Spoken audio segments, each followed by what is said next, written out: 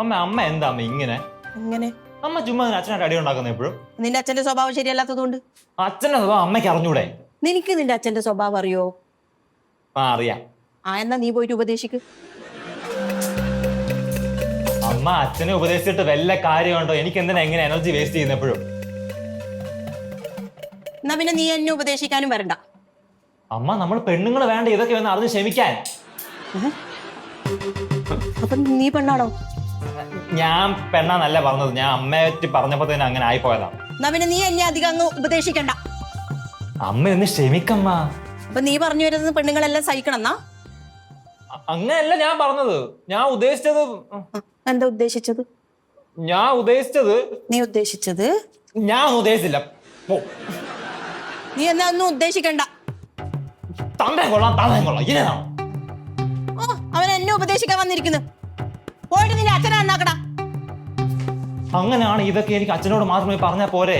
അച്ഛന്റെ തലയൊന്നും കേറൂല്ല പൊന്നമ്മ. അന്ന് അമ്മയൊന്ന് മനസ്സിലാക്ക്. ഞാൻ ഇത്ര എഫേർട്ട് ഇടുമ്പോ അമ്മ ലിപ്സ്റ്റിക് ഇടുന്ന എന്താടാ? എനിക്ക് ഒരുങ്ങിയൊന്നും നടക്കണ്ടേ? ഒരുങ്ങിയൊക്കെ നടന്നു എന്റെ സുന്ദരിമണി. അമ്മ മനസ്സ് വെച്ചാൽ വീട്ടിലെ വിഷയമൊക്കെ തീരും. അന്ന് അമ്മക്കൊന്ന് മനസ്സ് വെച്ചൂടാ.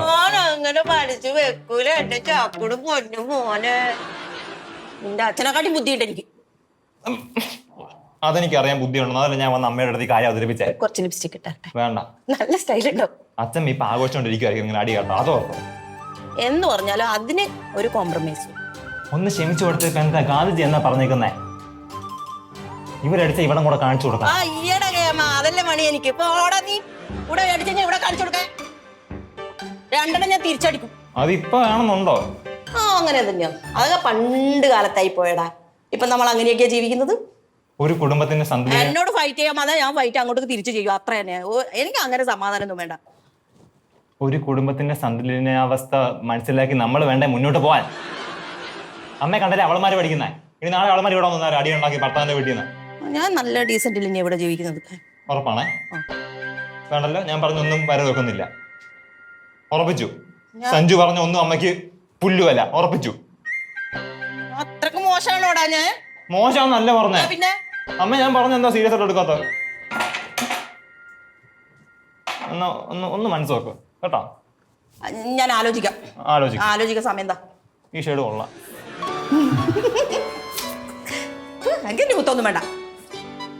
വലിച്ച മുത്തം മനസ്സല്ല എന്റെ മോനല്ലേ.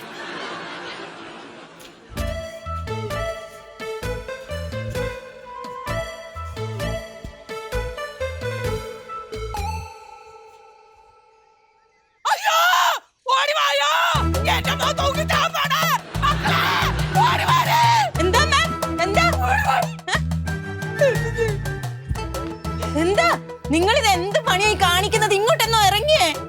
നീ മനസമാധാനം കൊടുക്കാത്തോണ്ടാണ് എന്റെ ചെറുക്കൻ ഇങ്ങനെയൊക്കെ കാണിക്കുന്നത്. ഈ നമ്പർ കൊള്ളാലോ, ഇതങ്ങ് ഇറക്കി നോക്കിയാലോ.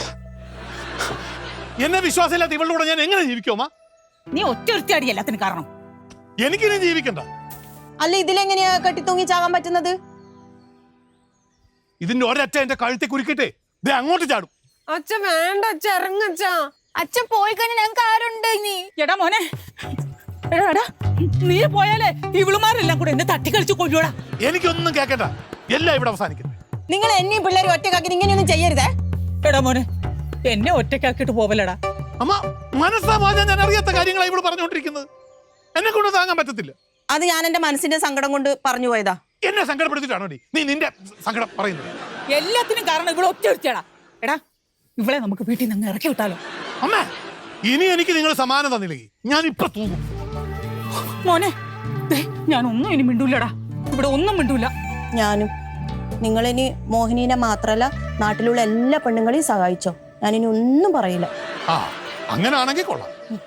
അച്ഛ താഴെ ഇറങ്ങുക, നമുക്ക് പോയി റെസ്റ്റ് എടുക്കാം.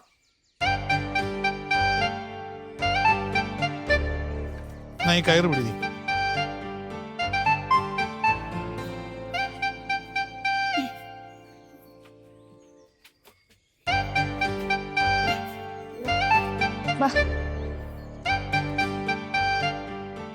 നീ അടി ഇതിനെല്ലാം കാരണം. മക്കള് ചായ കുടിച്ചോടി? ചായ കുടിച്ചു.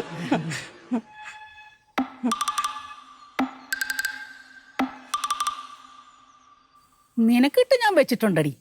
നിങ്ങക്കിട്ട് ഞാനും വെച്ചിട്ടുണ്ട്. കാണാം. കാണാം.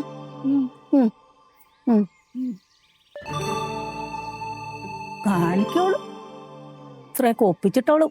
കാണിക്കും എന്നെ.